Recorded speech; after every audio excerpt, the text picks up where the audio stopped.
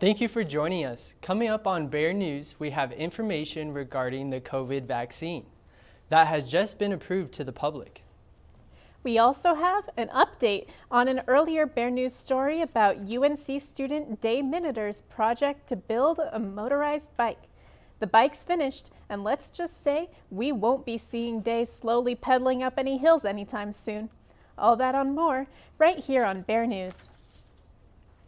We here at Bear News are happy to return to the studio after a well-deserved and relaxing spring break. But as the semester treks on, so does our show. We thank you for joining us here on Facebook Live, where you'll see our show for the rest of the semester. During this portion of Bear News, reporter Quinn Hodge joins us in the studio for an important stimulus update. We'll catch up with her in a bit. But first, let's talk about a little something called COVID-19. You might have heard of it. We have good news if you're in Colorado and looking to get vaccinated. Tomorrow, vaccine eligibility opens up to the general public. Last week, I went to get my first shot, so I can tell you all about it. You've probably noticed the latest new fashion accessory. It isn't some cool new hat or handbag, though. It's a Band-Aid for the new COVID-19 vaccine. Essential workers, people with underlying conditions, and even essential journalists have all been able to get their shots. But in Colorado, that's all about to change. On Monday, Governor Jared Polis announced that eligibility would open up to the general public. Different vaccines from different companies have gotten special emergency use authorizations to help fight the spread of the coronavirus. Those exemptions mean that these vaccines are currently the best option to protect as many people as possible, as fast as possible. Right now, the Pfizer vaccine is approved for people 16 and up, while the Johnson & Johnson and Moderna vaccines are approved for those 18 and up. Colorado is opening 6 mass vaccination sites all across the state, including at the Ranch and Ball Arena. These emergency measures help make sure that we can protect those around us from this deadly virus. With Colorado expanding eligibility to get these cool new shots, hopefully this accessory will become a lot more common. So far, 4 Bear News staff members have gotten their first shots and 2 have gotten their second. Talk to your healthcare provider to see about scheduling yours.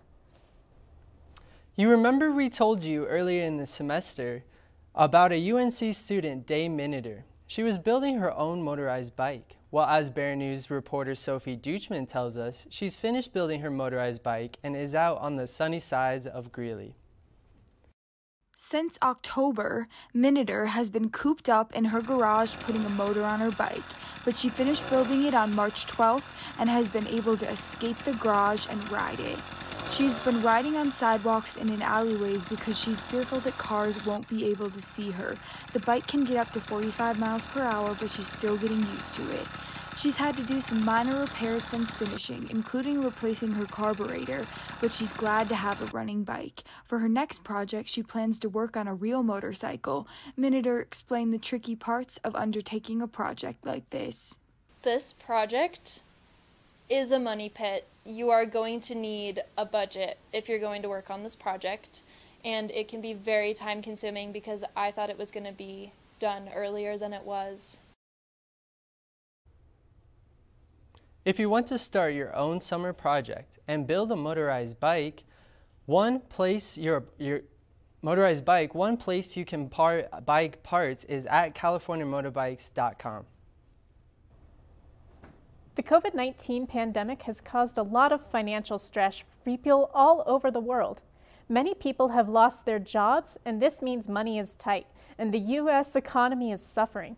The stimulus package that has been distributed, as well as the ones that are still being planned, have been a major help to Americans. Bear News reporter Quinn Hodge joins us in the studio today to talk about one of the groups that missed out on the stimulus payments. College students were a large group of Americans who missed out on a stimulus payment. Many college students are still filed as dependents under their parents' taxes, and this means that they didn't receive a stimulus payment from their own tax income. The CARES Act is a different grant from the federal government that was not included with the stimulus that many Americans received. A big difference, the CARES Act application is somewhat need-based. College students have a few opportunities to fill out a form asking how COVID has affected money and school altogether. The money is intended to be used for school-related finances, while the stimulus payments don't have to be spent one way or another.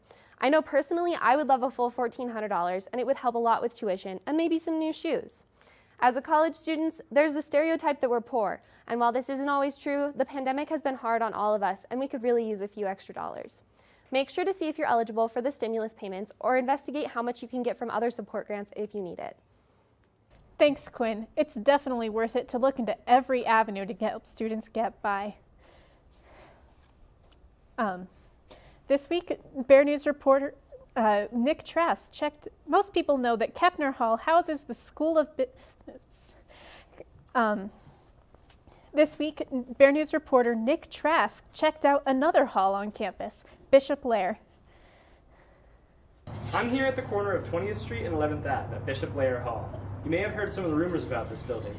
I did too. I wanted to learn some of the history and what's true and what isn't. You've probably seen this huge mysterious building right next to McKee Hall on West Campus. But this building isn't in the best shape. Even the trees are starting to fall over around it. And when you go closer, the exterior of the building features broken glass and you don't have to look far into to see other problems.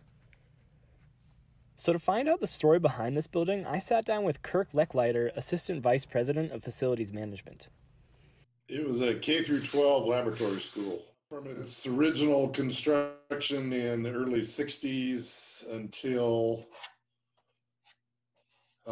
when Hank Brown was president, when they moved off campus. Since then, the building is mostly used for storage, but also UNCPD uses it for training.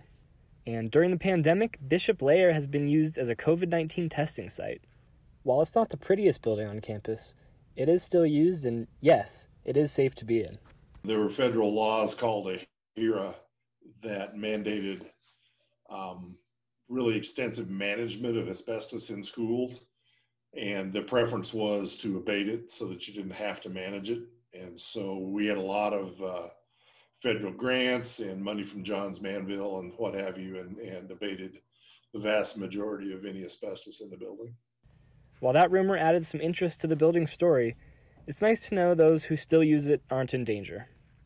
Reporting from Greeley, Colorado, I'm Nick Trask, Bear News.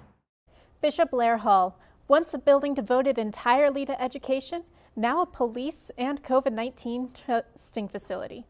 The building has had quite a story since construction in the 60s.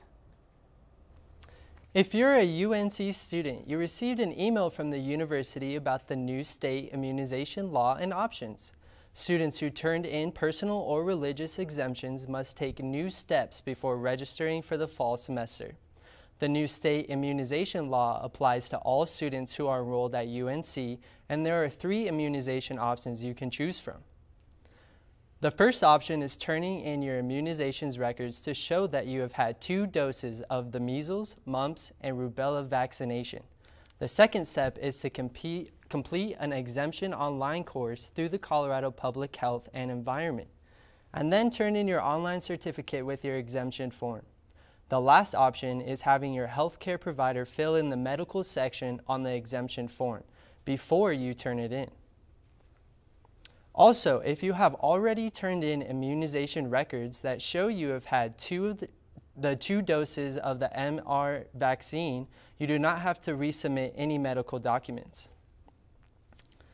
Here at Bear News, we are very grateful to have 2 very talented meteorologists, and this week we are joined by Kiara.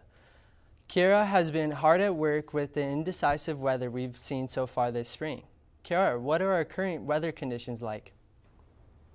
Well, Austin, no need for a jacket today because today is beautiful. Taking a look at this picture, this was taken at UNC Central Campus, and you're just looking outside, you can see that it's really nice outside and there's not a cloud in the sky, and for once the wind is calm. Lucky for us, that weather would be sticking around for the whole weekend. I'll have more of that when we come back for our weather forecast. Back to you. Thanks, Kira. We'll see you again later in this show for your full weather forecast. Colorado is full of interesting abandoned places, including Deerfield, a ghost town near Greeley.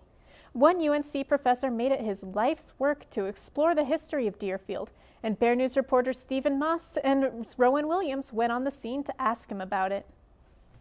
On the surface, Deerfield isn't much. A couple of abandoned buildings, a concrete foundation that's actually a garden, an uncomfortable amount of litter, and a dirt road where the occasional car passes through.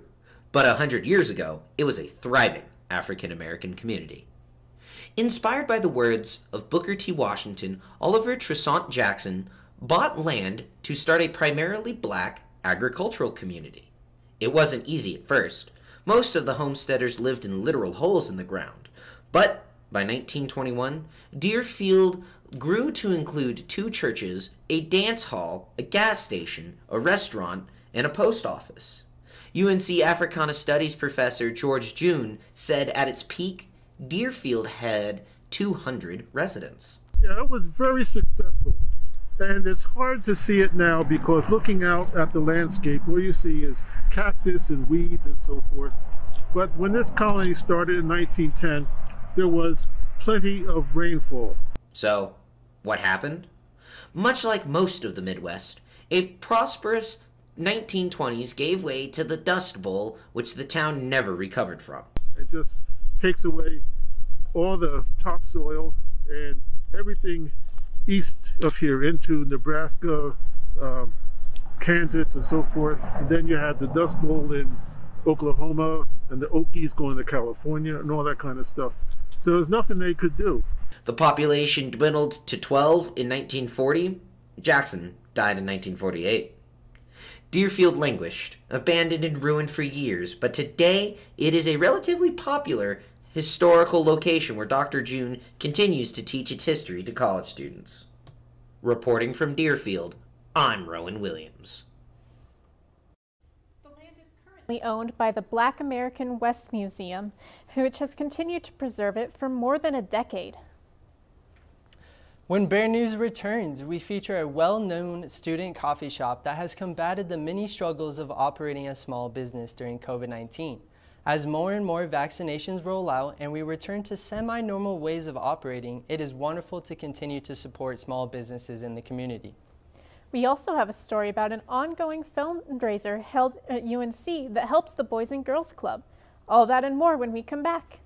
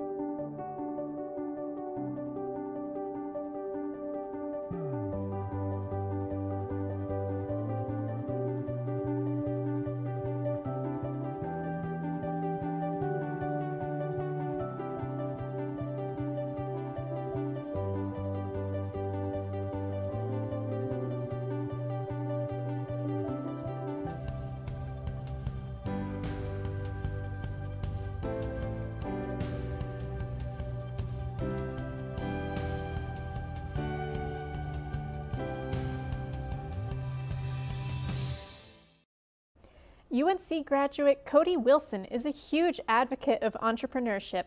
Getting 60,000 likes on his weather Facebook page has allowed him to pass down some knowledge based on his experience. As Bear News reporter Kendrick Trujillo tells us, if you're looking to start your own business, he encourages you to do it. Time freedom and autonomy that most people can't say that they have. And there's no amount of money that someone can pay me to give that up. The personal development I had done when I began my entrepreneurial career at 22 years old, just learning how to communicate with people, the invaluable business skills and life skills. And one thing I learned from Jim Rohn, may he rest in peace, is the greatest art in the world you can learn is how to affect other people with words. So I just had this knack of being able to communicate with people and combine that into an educational experience and provide a weather forecast to people that makes sense. and that's how I discovered how to stand out. So right now I am exclusive on Instagram and Facebook. I will be expanding in the future. So you can find me on Facebook, of course, by searching Denver and Front Range Weather. You can also find me on Instagram as well for people that don't like Facebook as much.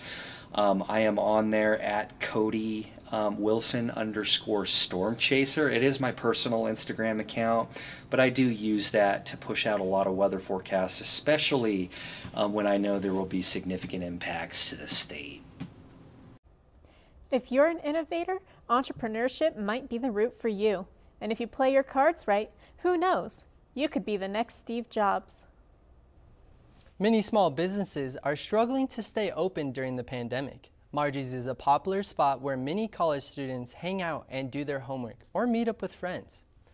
Bear News reporter Jordan Sherman reports on how the pandemic changed life for business.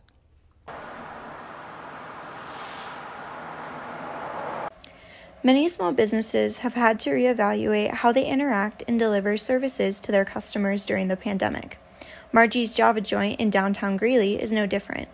I really loved Margie, so when I finally got a job and it was a few months in that we might close, it was very scary because it's a good place to work and she does safety precautions. She has us take a test every week, so it's like I know my fellow people are not sick as well, so it's actually really nice. With Margie's taking extra safety measures, the staff and customers can relax knowing that their safety is top priority. Customers can still feel safe coming into the store and helping Margie's stay in business.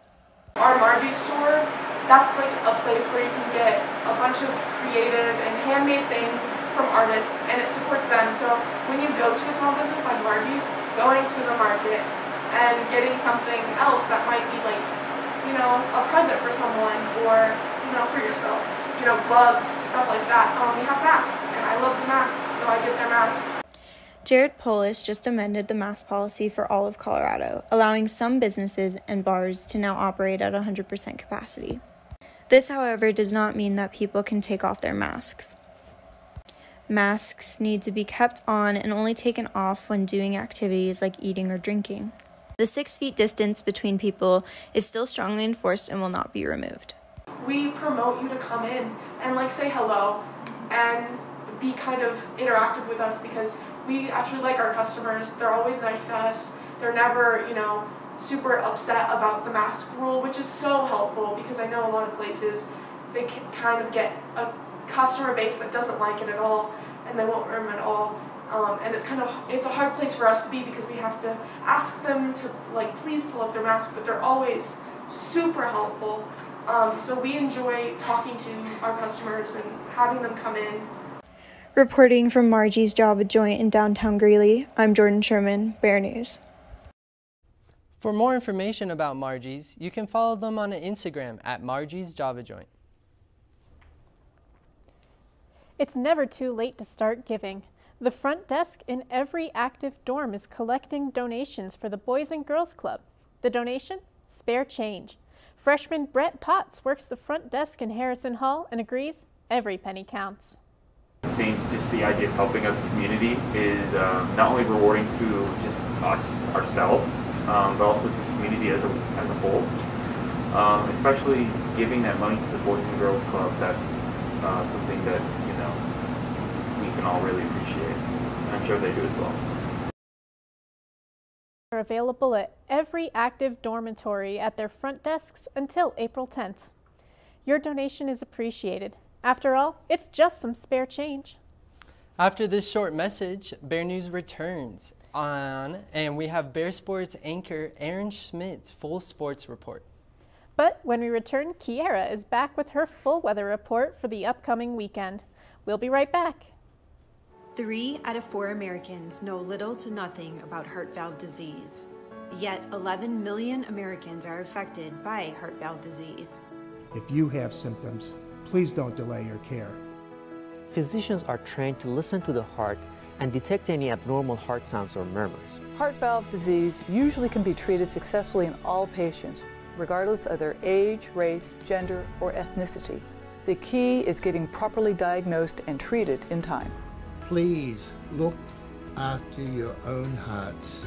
You have a lot of living to do yet, so enjoy it. Act now. Listen to your heart. Listen to your heart. Listen to your heart. Listen to your heart. Listen to your heart. Listen to your heart. Go to valdiseaseday.org to learn more. So we saw 70 degrees one day and a bit of snow the next. Kiara, what does the weather have in store for us as we start the month of April? And hopefully there's no funny business since it's April Fool's Day. Well, taking a look at our current conditions in Colorado, Grand Junction, 68 degrees up north. In Steamboat Springs, 54 degrees, and throughout the mountains, lower 40s, upper 30s. Taking a look out into Denver, 65 degrees, and out on those eastern plains, we have 65 degrees, even 70-degree weather. Even taking a look into Greeley, in the 60s as well. Taking a look right now in Greeley, starting to look like spring. High of 69 and a low of 30 tonight. In full sunshine all day, so if you haven't been outside, make sure you go outside today. Taking a look at our lows for tonight, cools off quite a bit. Grand Junction, 41 degrees, 28 degrees up in Steamboat Springs. Throughout the mountains, upper teens to lower 20s. Denver, 39 degrees, out into those eastern plains, upper 40s to low 30s. And then up in north, Greeley as well, 30 degrees, like I said before. Take a look into Friday, a high of 73 degrees, so that warm weather keeps on coming. Low of 35 degrees and sunshine, just like today. If you haven't been outside today, make sure you go outside tomorrow. Take a look at our surface analysis for tomorrow. Colorado is dominated by a high and low pressure system. That high pressure system is bringing in those clear skies and that warmer weather we'll be seeing tomorrow. Southern Colorado, seeing some mixed precipitation of some snow and rain. Parts of Texas, Oklahoma, and New Mexico, seeing some showers. Out on the East Coast, some snow showers associated with that low pressure system that moved off into the Atlantic. Up in the Dakotas, a warm front, so they're seeing a little bit of warm temperatures through there as well. Take a look at our weekend forecast. Warm weather all weekend. 76 degrees for the high on Saturday, 80 degrees Sunday, 82 degrees for the high on Monday, low of 39 degrees, 42 degrees on Sunday, a low of 46 degrees on Monday, and sunshine all weekend. So make sure you have something fun planned. That'll do it for my full weather forecast. Make sure to tune in next week for more of your Greeley weather. For now, I'm Kiara Biggers, meteorologist. Back to you guys. Thanks, Kiara. Those are some nice temperatures, and I hope Mother Nature isn't just fooling us. We'll look forward to seeing what you continue to prepare for us as the semester continues. After this break, Aaron will be back with all things sports. Stay right here. What's more dangerous? A man who isn't afraid of death or one who's found everything to live for? I asked him if he was proud of me. He emphatically said yes, as he laid his pecan-colored head on my chest, and I went through my mind 1,000 times to figure out what that could possibly mean, and every single example ended in motivation for me. So you may not be afraid to die, but I'm more afraid to let them down. And I found something to live for, which is a dangerous motive forever fueled. See, your thoughts may be involuntary, but my actions are very calculated. I was a man with a plan, but now I'm a dad with a decree, and you can't take that from me. My sons ain't raised by no coward, and they won't be one either. If this be the measure of a man, the yardstick gonna need way more meters. I take it too far, so they never come up short, because I found everything to live for. Glad to have you with us, Aaron. I hope you had a great spring break. But Aaron, our president and head football coach, did a recent interview where they discussed what's in store for the upcoming football season. What are they up to, Aaron?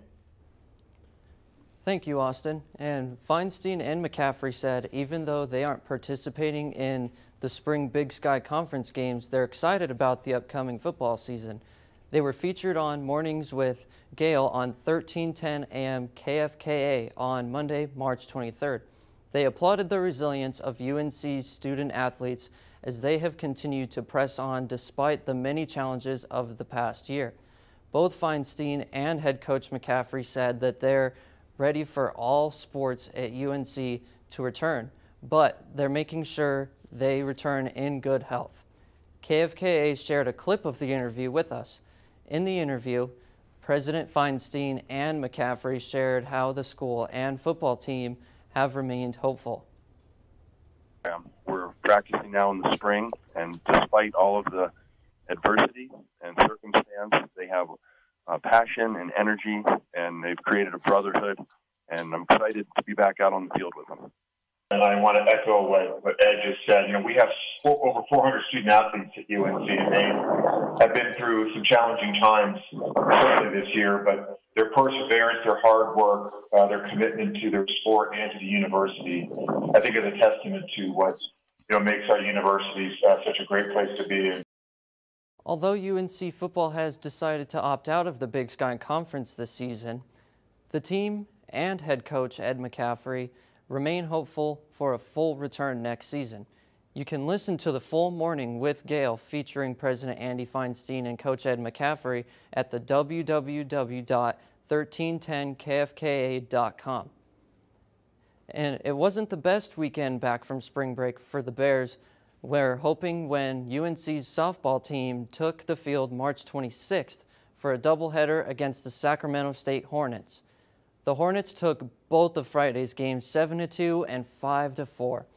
The Bears' bats came alive in Game 2 after recording just 4 hits in Game 1. The top of the order, Alyssa Wenzel, Maddie Young, and Paola Villegas combined for 4 of the team's 9 hits in Game 2, while Katie Simonsgard and Maddie Bloodsmith had 2 hits each.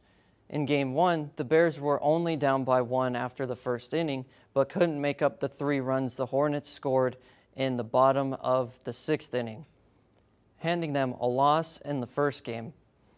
Bloodsmith got the scoring going for the Bears in Game 2 with a solo home run to left field, her first long ball of the year. UNC scored in the 2nd, 3rd, and 4th innings. The Bears were winning in the second game by a score of 4-3 after the 5th inning, but the Hornets were swinging on all cylinders, scoring 2 runs in the bottom of the 6th, and the Bears couldn't complete another possible comeback. Saturday, the 27th, was their last matchup of the opening Sky series, but it was a case of different day, same result. UNC had a chance to extend lead in the top of the 3rd when they had a pair of each 2 outs, but left them stranded. The Bears were winning 2-1 after the 2nd inning, and the Hornets tied it in the 3rd. The Hornets put together one last rally in the 5th to go up 3-2 and shut down the Bears' bats for the rest of the game. The final score of Saturday's game was 3-2 as the Hornets completed their comeback. The Bears hope to get a win and possibly a streak going as they take on Portland State tomorrow in a doubleheader and playing them again on Saturday. Well, March Madness is underway, and how's your bracket doing? If you're like most, your bracket is a mess because of all the upsets in both women's and women's basketball. One of the most surprising wins in men's basketball was Oregon State beating Loyola Chicago 65-58. Another shocking win was Syracuse knocking out West Virginia 75-52. But maybe the most heartbreaking bracket bust-in upset is the 15th-seeded Oral Roberts defeated 2nd-seeded Ohio State in overtime by a score of 75-72. The Final Four is set this Saturday and will be exciting to watch the 4 teams battle it out for the championship. Top-seeded Gonzaga faces 11th-seeded UCLA Bruins, and number 2-seeded Houston will go against number 1-seeded Baylor in the men's tournament. And the upset, the big bit pretty hard in the women's basketball tournament as well. South Carolina stunned Georgia Tech 76-65, and Stanford trampled Missouri State 89-62. Texas escaped with a win over Maryland 64-61, and Indiana beat North Carolina State 73-70. The women's Final Four is just as exciting because the remaining 4 teams are hungry for a championship. 3rd-seeded Arizona goes against top-seeded Connecticut, and number 1 seed South Carolina will face number 1 seeded Stanford. And the Final Fours are set, and all now remains is who will make it to the championship rounds in each tourney. Well, if you're a Broncos fan like me and most of us here, you won't have something to cheer about because Phillip Lindsay has agreed to part ways with the team. The All-Star running back signed a 1-year deal with the Houston Texans where he'll share the field with running back Mark Ingram next season. During his career with the Broncos, Lindsay ran for 2,550 yards and 17 touchdowns. In 2018, Lindsay was voted to his first Pro Bowl, which made him the first undrafted offensive rookie in NFL history to be voted to the Pro Bowl. Fans weren't happy about Lindsay's departure, but longtime Broncos fan Courtney Runyon had positive words about Lindsay's time with the Broncos. She said he was a great player who had played every down to the best that he possibly could. He was small but mighty. Austin and Kate, I don't know about you, but with Lindsay leaving, I think the Broncos will have an even longer climb to getting a winning season, and hopefully in this upcoming draft, they'll be able to get something good out of it. Yeah, absolutely, Aaron. I mean, the Broncos and their fans really haven't had a good spell for quite a while now. And I know it's been very exciting to watch Lindsay coming out, being from Colorado, and going undrafted as a rookie. Well, we wish him the luck from all Broncos to the Texans, and here's for a great season. Thanks, Aaron, for that wonderful Bear Sports report. We'll see you again back here next week with the next episode of Bear Sports. And thank you for joining us here on Bear News this week. If you would like to help the King Soopers shooting victims and their families, head over to 9news.com, where they have a list of several different funds that are accepting donations, including the Boulder County Crisis Fund, Boulder County Injured and Fallen Officer Fund, and Colorado Healing Fund. We'll see you all right back here on Facebook Live next week for our next episode of Bear News. But until then, stay up to date on all things Bear News on our social media accounts at Bear News UNCO.